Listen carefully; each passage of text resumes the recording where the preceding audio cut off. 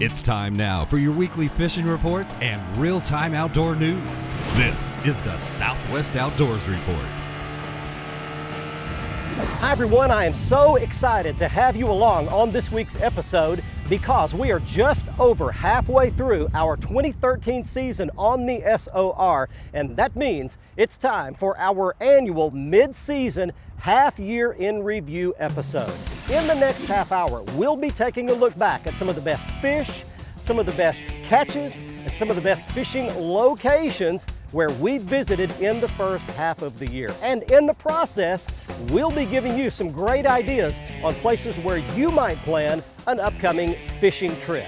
And while we're doing that, we're also spinning you around the Southwest region for your very latest weekly fishing reports from our team of reporters. On this week's Lawrence Hot Lake of the Week, I'm going to be showing you a great speckled trout fishing hotspot for the rest of the summertime months down at the Trinity Bay area south of Baytown. We'll also show you a big fish on the Costa Catch of the Week, and someone wins free Costa sunglasses. We'll have the Academy Right Stuff and much more. It's going to be a great half hour, but first, we get you back to the FSN studios where Julie's standing by with your weekend planner.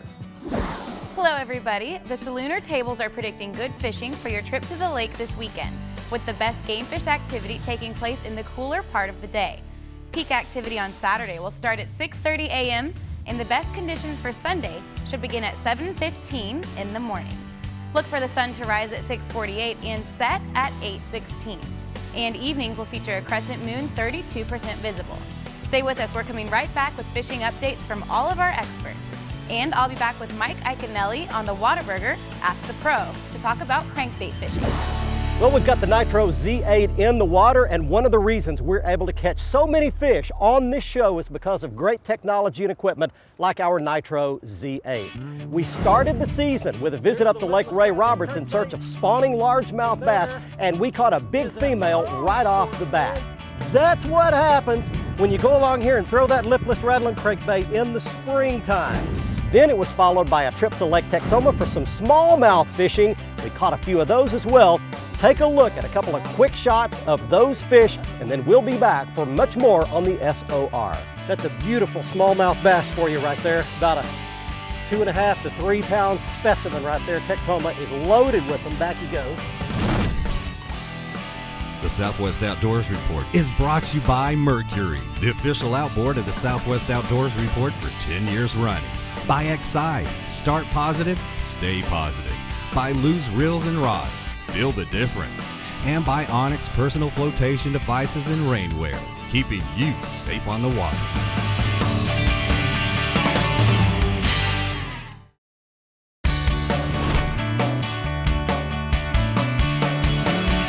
The mid-season half-year in review episode on your SOR. We'll have Brian Hughes and Bill Olson along with your Texas fresh and saltwater fishing reports very shortly. But first, one of the greatest surprises that we discovered in the first half of the season was how good the walleye and sawguy fishing are in the northern parts of our region. Beginning with a trip out to Lake Latonka near Lawton, Oklahoma in the western part of the state where we caught a huge sawguy, followed by a trip to the southeastern corner of the state to Broken Bow Lake and some great walleye fishing. Look at that dude right there. That's a nice walleye there. Hi folks, and welcome to this week's Lone Star Lakes, brought to you by Executive Outfitters, where you still have time to book your 2012 dove hunt. Now this week we're doing something a little bit different. We're going to talk about river fishing. Because the lake water temps are so high, in the 90s in most cases, we're going to fish on the Brazos River above Lake Whitney. Now I like the Kimball Bend area, and to catch fish on Kimball Bend, specifically bass, I'm going to start as always with a topwater. Then I'm going to move to a small crankbait and a 3/8 ounce spinnerbait in a shad color. Couple of important things. First of all, point your bow into the current so that your lure is presented in a downstream motion, which is the most natural. And be sure your Excite batteries are topped off for a full day of fishing. Now, at the Kimball Bend area, I like to look for any kind of log or rock, any kind of cover that's exposed just a little bit. That gives me some targets to throw at. Now, also keep in mind ramp availability. You'll want to check ahead to see where you can access the river. That's this week's Lone Star Lakes, brought to you by Executive Outfitters. Be sure and look for my picture on the website, southwestoutdoorsreport.com, for more on the Lone Star Lakes. Now let's check in with Mr. Bill Olson. He's on the coast. Hi folks, this week's report is brought to you by Port Aransas on Mustang Island, the fishing capital of Texas, where anglers enjoy pristine bays, estuaries, 18 miles of surf, and the deep blue waters of the Gulf of Mexico. Plus, the local restaurants will even cook your catch come sundown. Come fish and play Texas Island style. For more information, visit the website on the screen. Well, Upper Coast anglers continue to chase birds on Sabine, Galveston, and Trinity Bays. Many of the fish right under the birds are smaller schoolie trout, so use a little heavier jig head or slip weight and fish deeper and on the outside edges of the action to catch better fish. Mid-bay reefs and grass beds in water 4 to 6 feet deep is another consistent pattern for anglers pursuing speckled trout. This is true on Sabine, Galveston, Trinity, and East Matagorda Bays, and throughout the Middle Coast behind Barrier Islands and around Spoil Islands. Live croaker or piggy perch has been best. On the lower coast, Gaswell Flats, Long Bar, the Causeways, and South Bay are giving up trout and other fish. Offshore last weekend, boats fishing the Texas Invitational Fishing Tournament, or TIFF tournament, on South Padre Island caught 116 billfish over 2 days, with most being released. This included 6 blue marlin, 62 white marlin, and 48 sailfish. Look for excellent billfish to continue into early October. Kingfish, dorado, and amberjacks are fish anglers are also catching. Amberjack season reopened in federal waters August 1st. This weekend, both Saturday and Sunday have a single tide schedule of 1 high and 1 low tide each day. I'm Bill Olson, and I'll see you on the coast. Next up, in the months of May and June, it was time for the catfish and crappie spawns in our region, beginning with a catfish trip we made to Lake Worth, right inside Fort Worth, Texas, where we found some nice-sized channel cats biting. There's a nice one. You can see a kind of fat belly. That one may have already been kind of halfway spawned out, but that's what we're fishing for right there. Springtime, they get up there and spawn, and they are a blast to catch. We followed that up with a trip out west to Lake Proctor in Texas for some crappie fishing, where we tried out the new crappie fishing craze that's sweeping our region called spider rigging. After this look in, we'll be back for more on your SOR. A good crappie, look at that. Man, that's a slab right there. That's what we came out here to do. Too bad we're not keeping them today, or that one would fillet up plenty nice.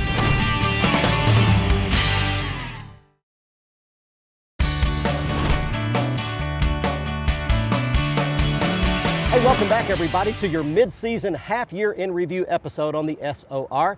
Gary Dollahan is up next with this week's Oklahoma Fishing and Lake Reports, but first, a look back at some of the striper and hybrid striper fishing we've discovered in the first half of the year, beginning with our trip to Lake Texoma, where we found that the stripers are doing fantastic this year. Lots of fish being caught, ganged up in deep water by the locals and guides. We had a great trip.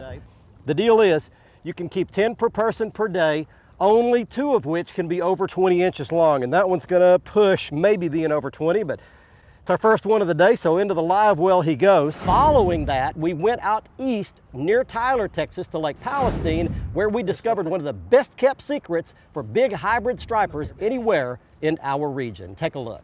That's just a good pull, and you saw how hard these fish fight. They're so wide, got so much muscle mass, got so much pulling power, that a hybrid striper, pound for pound, is the hardest fighting fish in freshwater, in my opinion. Hey, this continued heat here in Oklahoma and the lack of rain is starting to impact the northeastern part of the state, just like it has been the rest of the state for a number of months. Our lakes in this part of the region are down 2 to 7 feet. Our water surface temps are 85, 91 degrees, so the water is really warm. But you know what, even with those temperatures like that, the fish are still biting and you have a really good trip. If I was going fishing this week, I would pick Lake Eufaula and I would chase white bass. Talk to Mike Taylor, he said the white bass there are doing exactly what they should be. In the shallow flats areas, they're schooling much throughout the day, and when they're not on top, you can catch them on a jigging spoon on the bottom. The area that I would concentrate on is due east of the Eufaula Cove area, especially due east of the North Recreation area there. It almost seems like you're out in the middle of the lake, but what you're doing, you're positioning yourself just west of the main river channel through that stretch. You're looking on the flats there, and there are a number of high places in that particular part of the flat that come up to about 15 feet. Work those 15-foot depths, look for the break lines, concentrate that with your jig and spoon tied on. You're going to see fish continue to come up and school while you're fishing this area. When they're not on top, you're going to see large schools of shad roaming across those flats. Those white bass are in there chasing those shad. When they come to the top, they're going to bust them. You can throw that jig and spoon into a schooling fish, or you can throw chop water at those schooling with sand bass. When they go down, continue to follow those little break lines with your trolling motor, bouncing that jig and spoon along the break lines. As far as colors, I really like white as my all-time favorite jig and spoon color. Chrome color works great as well. Size, a 1/2 ounce to 3/4 ounce jig and spoon is the perfect size for them. Schooling white bass, Lake Eufaula, great time, great summer fun. Take the entire crew out there. One thing about it, you can't catch them if you don't go. On this week's Lowrance Hot Lake of the Week, I'm going to show you a place down on the Texas Gulf Coast where you can both escape the most intense part of the heat wave in our southwest region, where the highs are only in the upper 80s and low 90s, and have a chance to catch a lot of speckled trout at the same time. It's the well pads down in Trinity Bay, south of Baytown, Texas. Let's locate it for you right now on the Lowrance HDS-10. You can see Baytown in the top of your screen, and the Trinity River flows in here to feed the bay system. Now we switch to the satellite photo of only one portion of the bay, and you can see that these old well pads are scattered all over the place. The speckled trout gang up on top of each one of these. You'll need either a guide or a Lowrance HDS system like mine with a good saltwater map card to find these well pads, and then you can drive right to them. The water is only 7 to 8 feet deep, and you can drift across these and cast either live shrimp on a weight or a soft plastic shrimp imitation on a jig head for your best success. Next up, we're going to show you a clip of what may have been the very best fishing day of the entire first half of the season. It's at a little-known lake in northeastern Louisiana where we've never visited in 10 years of doing this show. Lake Darbone is located just south of Farmerville in the northeastern part of Louisiana, and it proved to be a fantastic largemouth bass fishing hotspot. And I'm trying to make a couple of long casts up here where I saw these fish hitting the top of the water. There's one. Oh, he missed it. Got him. Oh yeah, good bass. Boy, he is thrashing too out there. All right, don't jump anymore. Don't jump anymore. Don't jump anymore, I said. Come out of there. Come out from under this boat. Oh, I just barely got him hooked too. Careful. Careful. Got him. All right. There is a Darbone bass for you there. As we go to break, we're going to roll in quite a few of some Costa Catch of the Week photos that folks have sent in. These won't win prizes, but they're great pictures nonetheless. Our viewers take some wonderful pictures. They're great anglers. Here are some fish photos from the southwest region as we go to the next break.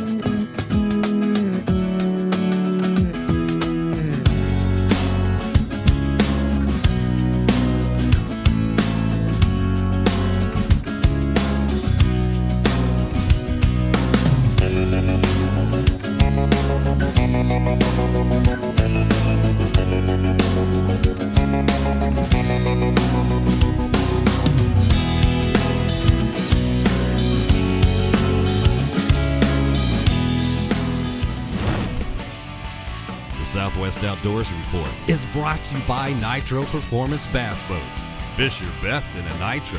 By Gene LaRue and Bobby Garland Lures. Quality soft plastic baits made in Oklahoma with American pride. By Whataburger, proud to serve it hot and fresh 24 hours a day. By Academy Sports and Outdoors, right stuff, low price every day. And by Motor Guide Trolling Motors, engineering for angling.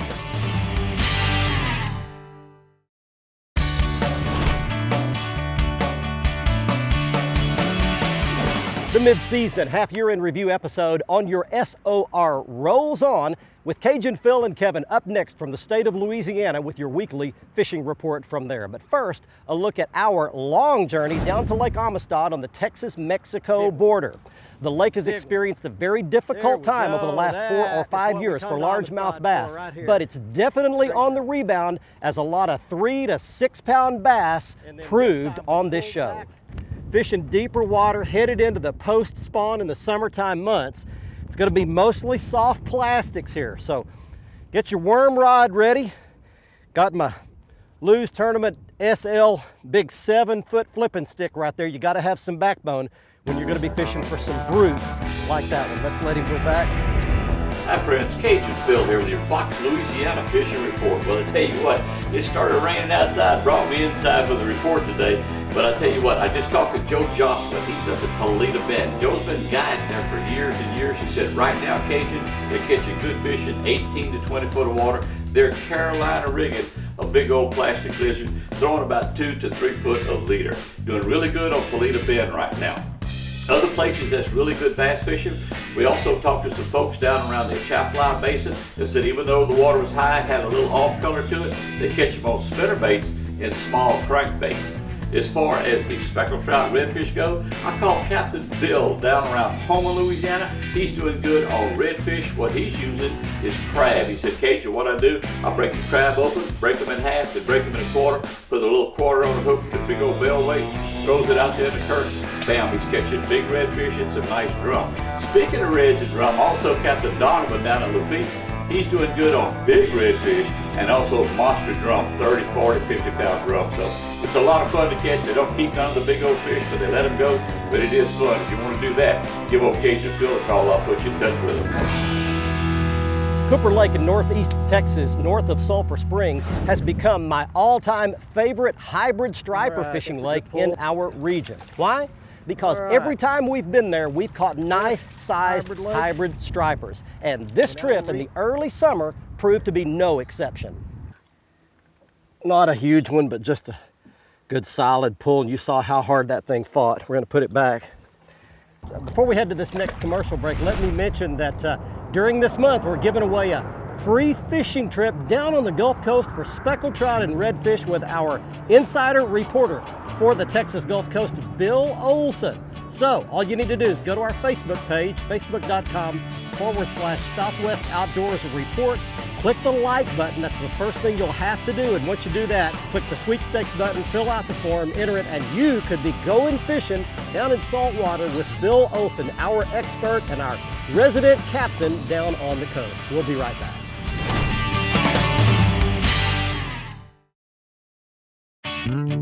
The Southwest Outdoors Report is brought to you by Tracker Boats, Fish the Finest, by Lowrance, and the all-new HDS Gen 2 with Structure Map Overview, by Stren Fishing Lines, the standard of dependability, by Costa Sunglasses, see what's out there, and by Academy Sports and Outdoors, right stuff, low price, every day. Welcome back, everyone. It's time for the Whataburger Ask the Pro.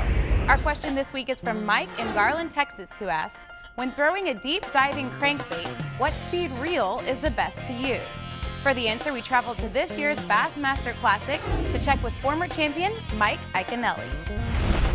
You know, when I'm throwing a big deep diving crankbait, something like a DD22 or a fat-free shad or a Rapala DT20, I want a gear ratio, I want a speed that's slower because you want more power.